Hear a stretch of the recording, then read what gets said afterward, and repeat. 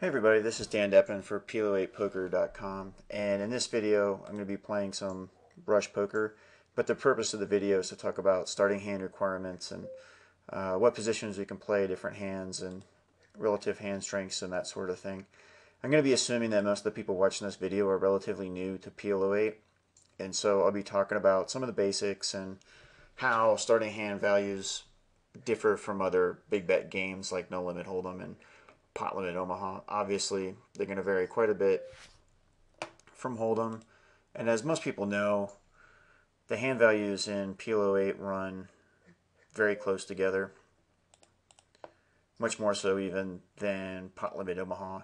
But that doesn't mean that we can't get edges pre-flop, and it doesn't mean that it certainly does not mean that we can just go ahead and play every single hand. Position is going to be super important, probably at least as important as it is in pot limit Omaha, and I would say probably more important than it is in something like No Limit Hold'em.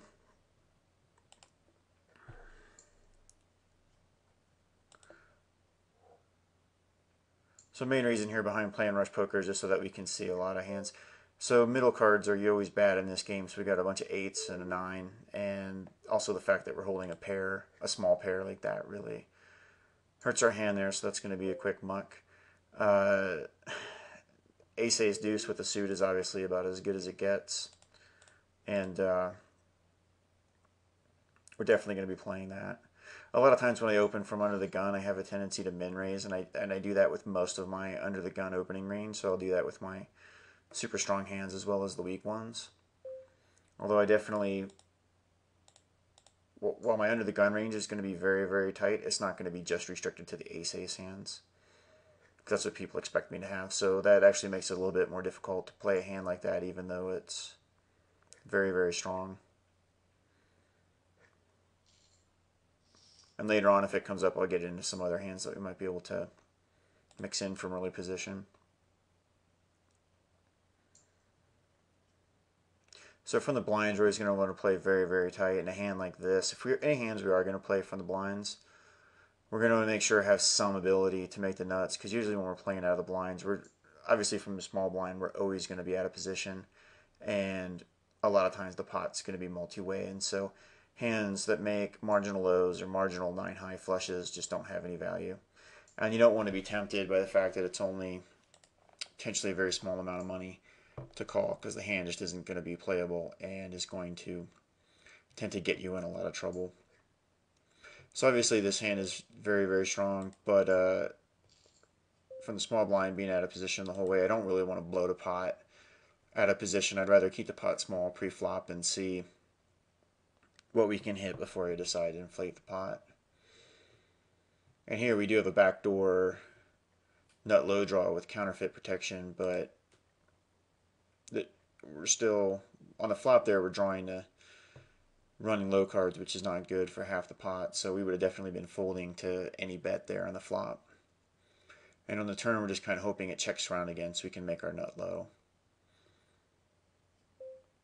And that works out, which is nice, and so we'll just make kind of a pot sweetener since we're still only getting half the pot, and there is some chance we could be getting 3/4 if another ace deuce shows up. But given the way that's played out, it's not super likely. Here's another hand that's really, really junky, so we can make a fire 3 for a low that's hardly ever going to make the nuts. And a jack high flush draw with, when we're holding 3 of the hearts, is really not going to be very good either.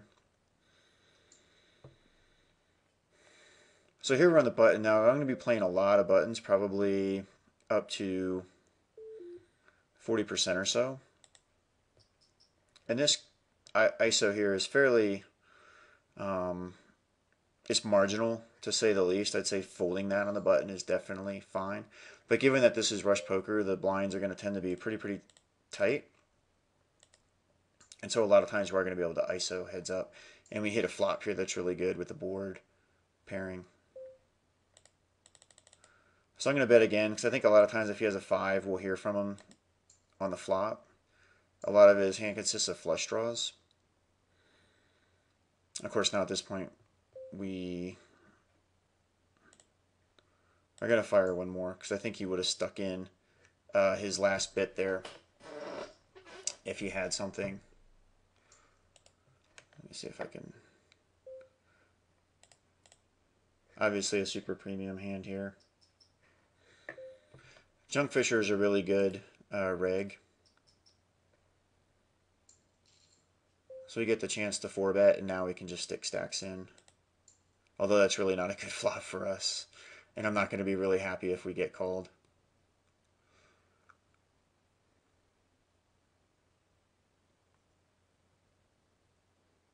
But in that situation where you have the opportunity to 4-bet, and then you leave about a pot-sized bet left for the flop, it's generally going to be profitable with a premium hand like ace-ace-deuce to just go ahead and 4-bet and then shove any flop. Except for the very scariest ones. And that was one that we definitely missed. We have a suited ace here. We have 3 low cards, but really we're not going to be making any kind of nut low. And the odds on hitting the nut flush are relatively low, so it's okay to pitch that one. Aggressive players will go ahead and play that at times.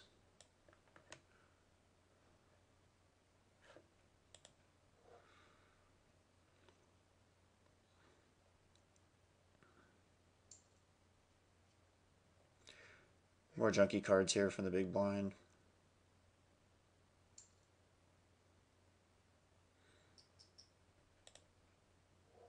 Just kind of waiting for somebody to bet so we can pitch it. Back on the blind here again. Pair of jacks, very weak, generally speaking, in PLO8, but we do have the 2 low cards to go with it. Now here's one where, on the other hand, there was 1 limper and we ISO'd with a relatively weak hand. Here we don't want to ISO because we had 2 limpers. One of the things in PLO8 is that people will very, very rarely limp fold. Usually if people limp, they're going to be calling. So in this situation, we're probably going to be having a 3-way pot at least if we raise there. And our hand really isn't the kind of hand we want to play a 3-way pot with. It's the kind of hand that makes Jack, Jack, Deuce 3 is a hand that makes something decent in both directions, but not really nutty in both directions. And so in those situations, you really want to be heads up in position. Multi-way is it's going to be much more difficult to play. So that's why we just limped in instead of ISOing. Another strong hand we can play under the gun, and I'll just do my normal min raising from under the gun.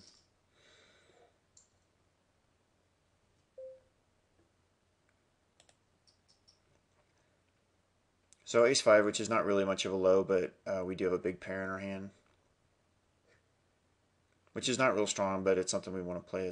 We don't mind playing a small pot with. It's kind of deceptive because if we do hit this a lot of times, if we end up making top set, it's not a hand that our opponents expect us to show up with a whole bunch.